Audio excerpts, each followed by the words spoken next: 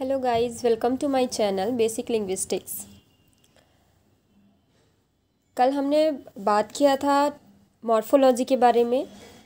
तो जैसे फोनेटिक्स में हमने फोनीम पढ़ा था, फोनीम बहुत इम्पोर्टेंट होता है, वैसे ही मॉर्फोलॉजी में मॉर्फिम का भी बहुत महत्व है और उसको पढ़ना हमारे लिए बहुत ज़रूरी हो जाता है। तो उसके कॉन्सेप्ट को समझने के लिए मैं आज आप लोग के पास लेके आई हूँ। ये टॉपिक है morpheme. Morpheme are the smallest invisible unit of semantic content and grammatical function। अब बहुत अच्छे से समझना मॉर्फिम क्या है। जैसे कि फोनेटिक्स में आप दोनों को रिलेट करके समझना। फोनेटिक्स में मैंने बताया कि फोनीम्स बहुत ज़रूरी होते हैं, वो एक स्मॉलेस्ट यूनिट होते हैं। इसी तरह मॉर्फोलॉजी में मॉर्फिम उसका स्मॉलेस्ट यूनिट होता है। और इसमें क्या होता है? Semantic content and grammatical function. Semantic content मतलब जिसका कोई मीनिंग होता है और ग्रामेटिकल फंक्शन मतलब जो फंक्शनली काम करते हैं। तो मोस्टली हम सीमेंटिक कंटेंट किसको मानते हैं? जो भी हमारे नाउन होते हैं, वर्ब होते हैं, वो जो होते हैं वो सारे उनमें मीनिंग्स होती हैं, तो वो सीमेंटिक कंटेंट हो गया। और ग्रामेटिकल फंक्शन मतलब कुछ ऐसे जो फंक्शनली काम करते हैं, जो अकेले उनका स्टैंड नहीं होता है, वो किसी से जब जुड़ते हैं तभी उनका कोई मीनिंग होता है। तो ये दोनों चीज़ें आप मॉर्फिम में मिलेगा आपको।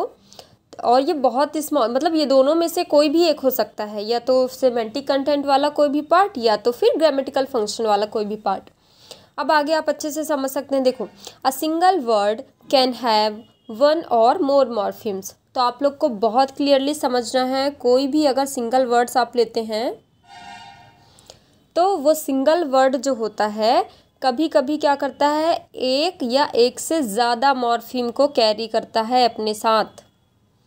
मॉर्फिम्स में और may not stand alone whereas word stand alone.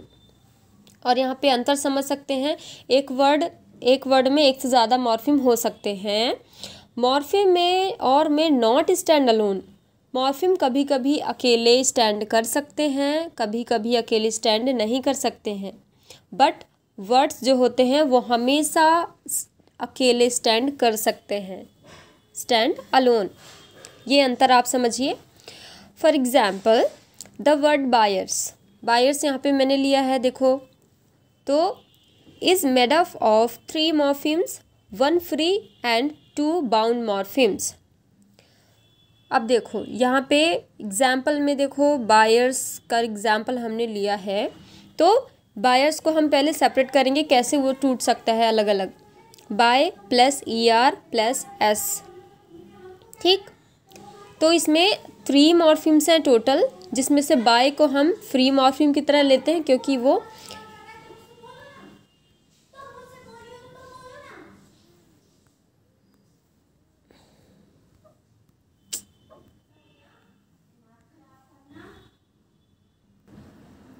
तो आप यहाँ पे देख सकते हैं बायर्स में 3 मॉर्फिम्स हैं, buy plus ER plus S।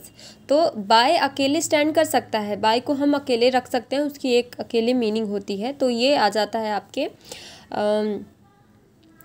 Free morpheme में। और जो उनके साथ जुड़े होते हैं, जो अकेले स्टैंड नहीं कर सकते, जिनको स्टैंड करने के लिए किसी फ्री मॉर्फिम की ज़रूरत होती है, उनको हम बाउंड मॉर्फिम कहते हैं। तो इसमें है ER और S। इंजॉयमेंट हो गया एक वर्ड। इंजॉयमेंट आप यहाँ पे देख सकते हैं, इंजॉयमेंट एक वर्ड है, ठीक।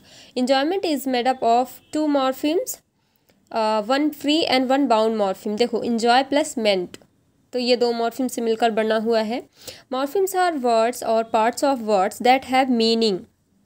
तो मॉर्फिम को कैसे ले सकते हैं? या तो वो वर्ड्स हैं या वर्ड के पार्ट हैं जिनकी मीनिंग होती है। They can not be divided into smaller meaningful parts without violation of its meaning और without meaningless reminder, and they recurs in differing word environments with a relatively stable meaning। तो हमें अच्छे से याद रखना है कि जो मॉर्फिम्स होते हैं उनको हम और छोटे पार्ट में डिवाइड नहीं कर सकते। जैसे हमने ये इंजॉयमेंट को आप देख सकते हैं, इंजॉयमेंट को हमने अलग अलग कर दिया ना, सेपरेट फॉर्म में।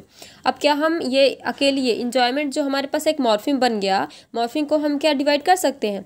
या तो हम अगर उसे डिवाइड करेंगे तो उसकी कोई मीनिंग नहीं रह जाएगी। ये कंडीशन याद रखना है। अगर हम एक मॉर्फिम को, एक सिंगल मॉर्फिम को हम डिवाइड करते हैं तो वो या तो उनकी कोई मीनिंग नहीं रह जाएगी या तो उसको हम डिवाइड नहीं कर सकते। तो ये चीज़ हमें याद रखनी है। या तो हमें कोई ये मॉर्फिम जो होते हैं वो सबसे स्मॉलेस्ट यूनिट होते हैं जिनको हम डिवाइड नहीं कर सकते।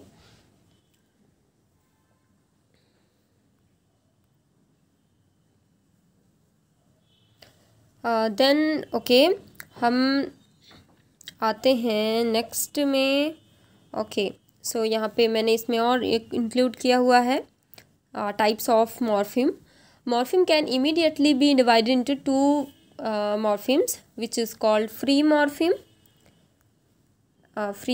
And bound morpheme.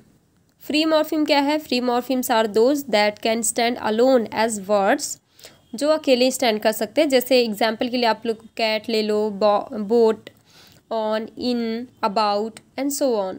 और सारे वर्ड्स आप इंक्लूड कर सकते हो। ट्री हो गया, टीच हो गया, बॉय, ये सारे कुछ फ्री मॉर्फिम में आते हैं क्योंकि इनको स्टैंड करने के लिए किसी और की ज़रूरत नहीं होती, वो अकेले स्टेबल होते हैं।